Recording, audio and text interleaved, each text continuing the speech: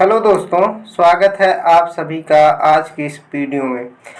Exam के दृष्टिकोण से हम कुछ इम्पोर्टेंट क्वेश्चंस को डिस्कस करेंगे जो एग्ज़ाम की दृष्टि से इम्पोर्टेंट है और संभावना है कि एग्ज़ाम में आ सकते हैं। तो आइए चलिए शुरू करते हैं।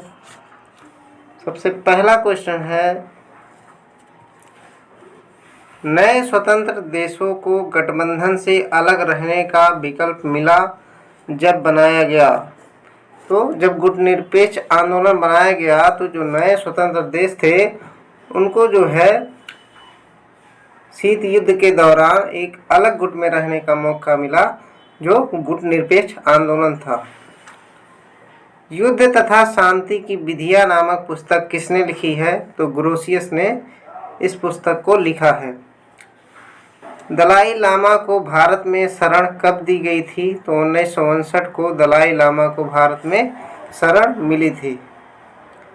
समुद्री कानून पर संयुक्त राष्ट्र संघ का तीसरा विधि सम्मेलन किस वर्ष हुआ था? तो 1982 में जो है तीसरा विधि सम्मेलन हुआ था। अगला क्वेश्चन है, संयुक्त राष्ट्र संघ का उद्देश्य विश्व शांति है, यह कथन किसका है? तो फेल्सन महोदय ने इस कथन को कहा है। अंतर्राष्ट्रीय मानवाधिकार कानून में किसने महत्वपूर्ण भूमिका निभाई है?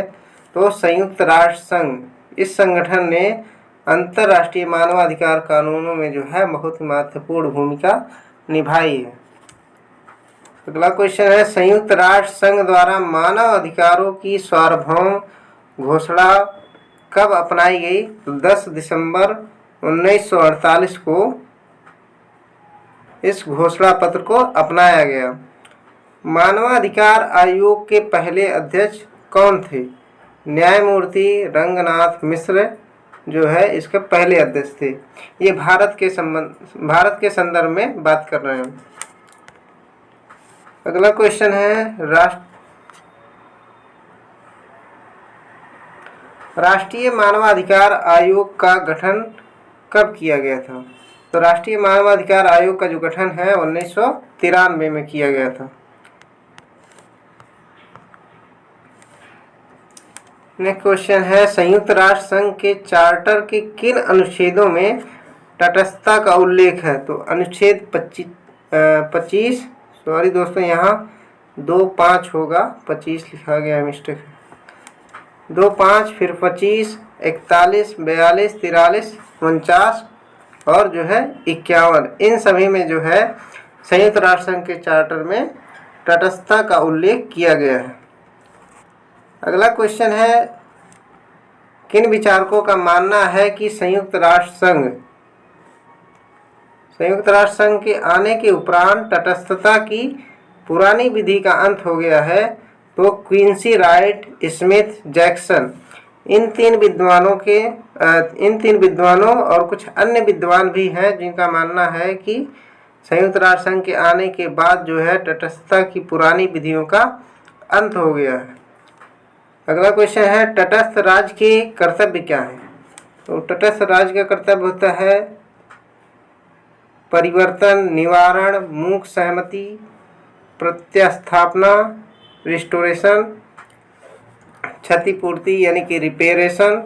ये सभी जो है तटस्थ राज्य के कर्तव्य होते हैं कि अगर युद्ध चल रहा है तो उस समय तटस्थ राज्य अपने इन कर्तव्यों को निभाए। अगला क्वेश्चन है, तटस्थता क्या है? तो तटस्थता जो है युद्ध में किसी पक्ष की ओर से भाग ना लेना ही तटस्थता कहलाती है। तटस्थता की यह परिभाषा किसने दी है कि तटस्थता वह दशा है जिसमें युद्ध के समय वे संघर्ष में कोई भाग नहीं लेते और दोनों युद्धमान पक्षों से अपना शांतिपूर्ण संपर्क बनाए रखते हैं। तो ये जो कथन है ये लॉरेंस महोदय ने दिया है। अगला क्वेश्चन है, तटस्थता की विशेषताएं क्या है? तो युद्ध के समय ही तटस्थता होती है और ये एक मानसिक स्थिति है और ये जो है एक निष्पक्ष दृष्टिकोण है। तटस्थता के प्रकार कितने होते हैं? तो तटस्थता के जो प्रकार है सामान्य तरह की तटस्थता होती है, आंशिक होती है, सशस्त्र होता है, निरपेक्ष और सापेक्ष तटस्थता भी होती है। तटस्थ राज्यों के अधिकार कौन से होते हैं? तो अनाक्रमण, प्रादेशिक आकाश पर पूर्ण संप्रभुता, ये सभी जो है तटस्थ राज्यों के अधिकार होते हैं। इसके अलावा और भी अधिकार होते हैं, जैसे अपने नागरिकों एवं संपत्ति की रक्षा करना, सशस्त्र सेनाओं को आश्रय देना, राजनयिक संबंध बनाना, ये सभी जो है तटस्थ राज्यों के अधिकार होते हैं। किस कन्वेंशन या अभिसमय का संबंध युद्ध अपराधी से है? तो जिनेवा अभिसमय का जो संबंध है वो युद्ध अपराधियों से है। जिनेवा के किस अनुच्छेद में युद्ध अपराधी को परिभाषित किया गया है? तो अनुच्छेद 147 में युद्ध अपराधी को परिभाषित किया गया है। रेड क्रॉस संगठन का संबंध किससे है? तो ये मानवीय संकट से इसका संबंध है। अगला क्वेश्चन है, बंदीकर्ता राज्य के क्या कर्तव्य? तो बंदीकर्ता राज्य के जो कर्तव्य हैं वो बंदियों के साथ मानवीय व्यवहार करना चाहिए उसे, बंदियों का भरण पोषण, व्यवहार की समानता और शिविर, ये सभी जो है बंदीकर्ता राज्य के कर्तव्य हैं। बंदीकर्ता राज्य के क्या अधिकार हैं? तो इसके अधिकार हैं सूचना प्राप्त करना, हस्तांतरण, अनुशासनिक उपाय, न्यायिक कार्य, शस्त्रों का प्रयोग। अगर कोई कैदी जो है भागने की कोशिश करता है तो बंदीकर्ता राज्य के पास ये अधिकार है कि शस्त्र का प्रयोग करके वह उसे गोली भी मार सकता है। अगला क्वेश्चन है, हवाई युद्ध का नियम हवाई युद्ध के नियमों से संबंधित है। तो ब्रुसेल्स सम्मेलन 1847 ये संबंधित है, हेग अभिसमय 1899 और 1923, वाशिंगटन सम्मेलन 1922। नाकाबंदी क्या होती है? तो नाकाबंदी जो है, जब कोई देश युद्ध के समय शत्रु देश के समुद्री किनारे या उसके किसी हिस्से में जवानों के आने जाने पर रोक लगा देता है तो उसे नाकाबंदी कहते हैं। संयुक्त राष्ट्र संघ का चार्टर मानवाधिकारों का उल्लेख किन अनुच्छेदों में है? तो अनुच्छेद 113, 55 और 68 में जो है संयुक्त राष्ट्र संघ के चार्टर में मानवाधिकारों का उल्लेख किया गया है। अगला क्वेश्चन है, अलबामा मामला किससे संबंधित है? अलबामा जो केस आया था वो तटस्थता से संबंधित है। युद्ध के प्रकार कौन से होते हैं? तो युद्ध के जो प्रकार होते हैं, न्याय और अन्यायपूर्ण, व्यक्तिगत एवं सार्वजनिक युद्ध, छापामार युद्ध, ये सभी जो है न्याय के युद्ध के प्रकार होते हैं। तटस्थ देश के कर्तव्य तथा अधिकारों का वर्णन किसमें किया गया है? तो हेग अभिसमय 1907 में तटस्थ देश के कर्तव्यों तथा अधिकारों का वर्णन किया गया है। किसने युद्ध अपराधों को 4 प्रकारों में विभाजित किया है? तो ओपनहीम ने युद्ध अपराधों को 4 प्रकारों में विभाजित किया है।